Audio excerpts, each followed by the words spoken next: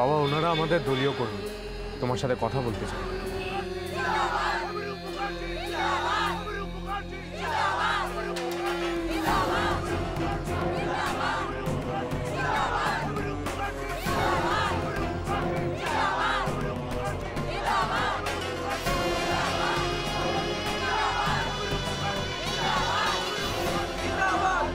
একটা ভালো খবর দেওয়ার জন্য আসা স্যার। আমার মেয়ে হয়েছে স্যার। মেয়ে?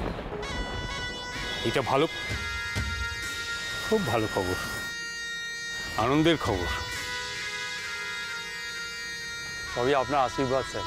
আমার আশীর্বাদে মেয়ে হয় না, দায়িত্ব অনেক বেড়ে গেল। ওকে বড় করতে হবে, বিয়ে দিতে হবে, অনেক অনেক টাকা জোগাড় করতে হবে। আর তোমার কি ব্যাপার ভাই? আমার ছেলে হয়েছে স্যার, যমজ। আরে বাহ, যমজ ছেলে। ওদের নামকরণ স্যার আপনাকেই করতে হবে। আলবাত করবো। আমাদের দলের দুজন যোদ্ধা বাড়লো। মেয়ের ওকে কিছু টাকা দিও, ছেলেকে খুব যত্নে বড় করবে। হ্যাঁ, আরে ছেলেদের তন্দুরুস্তি তো এই দেশের ভবিষ্যৎ। বাবা ছেলেদের ভবিষ্যতের কথা বলছে, আর আমরা মেয়েরা, আমাদের ভবিষ্যৎ বলে কিছু নেই, তাই না মা? এসব তুই কি বলছিস? হঠাৎ করে তোর কি হলো রে রিয়া? অনেক দিন ধরে দেখেছি, সহ্য করেছি, তারপর বলছি মা।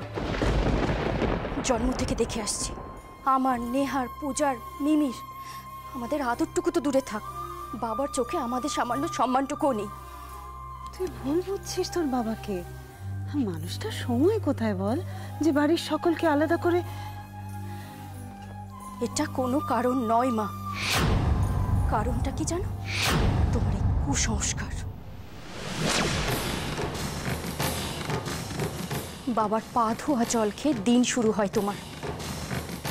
মা, এসব করে তুমি কি প্রমাণ করতে চাও আমি সত্যি জানি না, কিন্তু বাবা, বাবা কি করে পারে এসব করতে?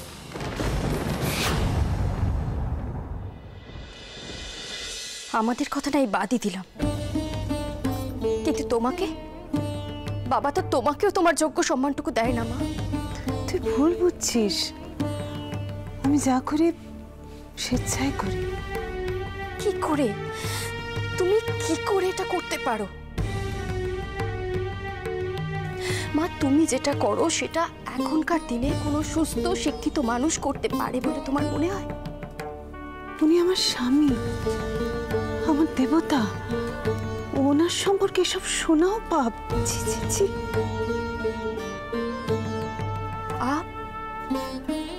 মা, তোমার এই ধারণা? আর তোমার জন্য কোথাও না কোথাও আমরাও পস্তাচ্ছি।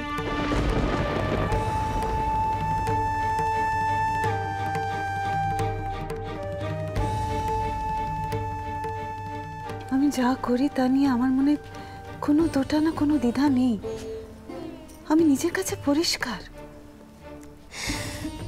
তাহলে আর কি, পান করো তোমার এই ভগবানের চরণামৃত।